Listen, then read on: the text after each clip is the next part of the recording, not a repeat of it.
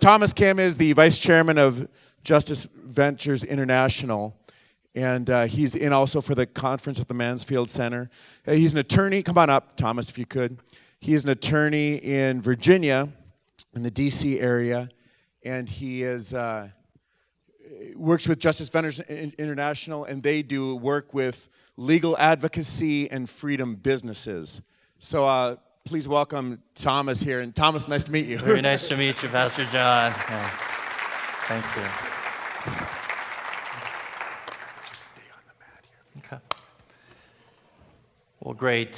Thank you. And literally, I'm meeting the staff and the pastoral staff here for the first time, so it's a pleasure. I think the fact that we made it on time, my family also came out with me. The fact that we did is literally probably by the grace of God, because as we were about to leave from the Washington, D.C. area, I got this text saying that my flight was going to be delayed, and ultimately I'd sort of missed my connection. So we literally had to change airports, make a connection through Minneapolis, and we made it on time. So it's something that I'm very grateful for. I was able to catch a little bit of what James shared, and it's a real privilege to sort of, meet folks who are doing the work of justice, of, caring for the vulnerable. And it's always great to be among a community of folks who are either involved or very interested in sort of, what God ultimately, I think, calls us to as believers. I was just going to share with you briefly about sort of JVI, Justice Ventures International, as an organization, a little bit of sort of why I'm involved, but in the context of the concept of stewardship. That may be a little bit of a roundabout way to go about it, but for me, it's something that's really sort of struck me as I've sort of been on this journey. Last week, I was in the car with our two boys, and I sort of discovered some old songs that I had on my iPod, and they were some songs from U2. Not the really sort of old stuff, but from the 90s. And by the way, just as a tangent, did you know that U2 has been around since 1976? They started the band as toddlers. It's pretty amazing. But I thought of them a little bit as I was thinking about what to share here, because most of you know the lead singer, the sort of linchpin of U2, Bono, who has been very active in terms of poverty issues, AIDS in Africa, and has been a real thought leader, I think, in many respects. And like probably all of you, I tend to view celebrity activists with a skeptical eye. But at the same time, there are a couple of things that sort of occur to me as I think about folks like him, or say a George Clooney or others who kind of have that profile. And that is that, one, if you think about it, we as Americans, as sort of average Americans, sort of the distance or the difference between me and, say, a celebrity activist like Bono, it's actually a lot smaller of a gulf than me and, the billion or so people who live on $2 a day. And if you think about it, I think the fact that there is such a huge gulf between us and the extreme poor is really, really sobering. The second thing is that, Rolling Stone magazine wouldn't describe it in this way, but what Bono is doing is exercising stewardship. He's been given certain talent, skills, resources, and he's leveraged that for purposes of, helping others, at least in a very broad sense. And so, this concept of stewardship, it's something that involves skills, assets, resources, right? And ultimately that they are not our own. And sort of at the basic level, they are things that we are caretakers of as managers, in essence. Let's get a little bit deeper. So biblical stewardship, I think, is really powerful if we think about it in two ways. And it's a little bit paradoxical. One is that, on the one hand, we're able to value what we've been given, resources, talents, etc., and really sort of, use that for purposes of good, right? So we've been given something, we're caretakers. But at the same time, ironically, because we view it through a biblical lens, we're able to hold on to it much lightly. That is, we're able to ultimately say, God, this is something that you've given, and you know what? I'm going to leave the consequences ultimately to you.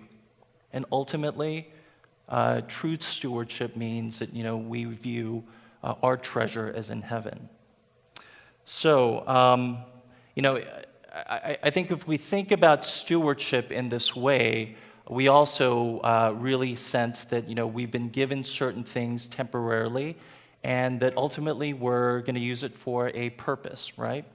So, the sort of fancy word is it's teleological. That is, there's a purpose behind what we've been given. There was this business book that was written a number of years ago by this guy, Gary Kasparov. I don't know if you guys may remember him, but he's a chess champion, grandmaster.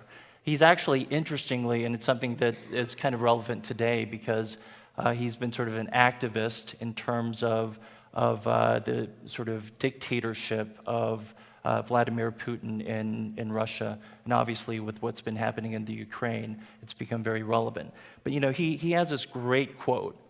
He says that a strategist starts with a goal in the distant future and works backward to the present. A grandmaster chess player makes the best moves because they're based on what he wants the board to look like 10 or 20 moves into the future. So you know what? Stewardship is that way as well, isn't it? Because it becomes most effective when our eyes become fixed on the objective and we work backwards therefrom. So, what is the purpose or what is the objective? And, from a Christian worldview, you can sort of describe it in many ways, but, one of my favorite verses that many of you know is from Matthew 6:33. Seek first his kingdom and his righteousness. Seek first his kingdom and his righteousness. And then, in the Lord's Prayer, what does it say? It says, thy kingdom come, thy will be done. As we think about sort of this purpose of seeking his kingdom or bringing about his kingdom, I believe that the pursuit of justice is absolutely central to this call. So, God commanded the monarchs of the Old Testament to use their power and their resources to do justice and to do righteousness and deliver the one who has been robbed from the power of his oppressor. That's from Jeremiah. And then conversely, woe to him who builds his house without righteousness and his upper rooms without justice. So woe to that person. And it's clear, I think, if you look through the New Testament, that it's woven throughout, the fabric of Christ's teachings. So if you think about the announcement of Jesus' public ministry, Jesus said, the Spirit of the Lord is on me because he has anointed me to proclaim good news to the poor. He sent me to proclaim freedom for the prisoners and recovery of sight to the blind, to set the oppressed free, to proclaim the year of the Lord's favor. I love this sort of definition of what justice is. More practically speaking, there's a pastor by the name of Tim Keller in New York City, and he describes it in this way. Doing justice includes not only the righting of wrongs, not only to make wrongs right, but generosity and social concern, especially toward the poor and the vulnerable. This kind of life reflects the character of God. It consists of a broad range of activities. It's not narrow. It's from simple and fair, honest dealings with people in daily life to regular, radically generous giving of your time and resources, and then also to activism that seeks to end particular forms of injustice, violence, and oppression. So in my own journey, this sort of intersection of stewardship and justice became a little bit more tangible about, close to a decade ago, where, I don't think it was coincidence. I was able to meet up with some folks. We decided to form an organization called Justice Ventures International, really to seek justice, to provide freedom, justice, and restoration to the poor and vulnerable, especially in developing countries. And one of the core sort of strategies was to be able to link, and we're able to in this day and age, the resources, the expertise of Americans like us to the needs of those suffering from incredible injustice, poverty, and oppression. And so, to put simply, our focus became, how could we all sort of do justice in a practical way? And since that time, Justice Ventures International, JVI, has grown. Most of our work is in India, in a number of different regions, focused on anti-human trafficking, whether that involves the trafficking of young women, either due to extreme poverty or other forms of oppression, or to bonded labor situations where you have generational modern forms of slavery that take place, where people lack basic freedoms and there's a lot of violence that takes place, to helping build freedom businesses so that businesses can provide lasting economic and spiritual freedom, as well as dignity to those who otherwise don't have it. So, part of what JVI does is it really focuses on partnership with local organizations that are on the ground doing the work of justice. We come alongside them, we work with them, and whether it's doing an investigation of a brothel where young girls are trapped and doing a rescue operation, or partnering with aftercare organizations as well to provide, education, to provide economic opportunity to others. Just as all politics is local, I'm from, Washington, D.C., so is justice, right? And so the model that we employ is working alongside these organizations to effect lasting, sustainable change, to impact those communities and bringing about true systemic justice. So, whether it's working with local government authorities, as well as NGOs, churches, that's the model that sort of we deploy, and it's been a real blessing to see sort of the successes there, along with some of the challenges. The other thing that I'll mention is that one of the other areas noted was working with freedom businesses. We are able to partner with other organizations, like I mentioned. And to just give you an example, there's an amazing business in Calcutta, India called FreeSet. And it was started about a decade ago by a couple from New Zealand. And that organization makes eco-friendly bags and T-shirts for the export market. But their true sort of business is they work in one of the largest red light districts where there's an estimated 10,000 women and girls trapped in the sex trade. And they started with a handful of women about a decade ago. Now it's a thriving business with over 200. And we're partnering with FreeSet in a number of respects on some of the legal investigative front, but also an exciting opportunity where FreeSet is building new businesses. So there's a business incubator concept in source areas where a lot of girls are trafficked from.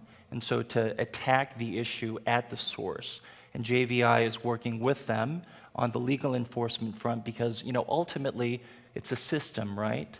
Just as organized crime is a system that is a detriment to society, we as workers in justice have to work together in partnership, and all the different components need to work together to effect sustainable justice.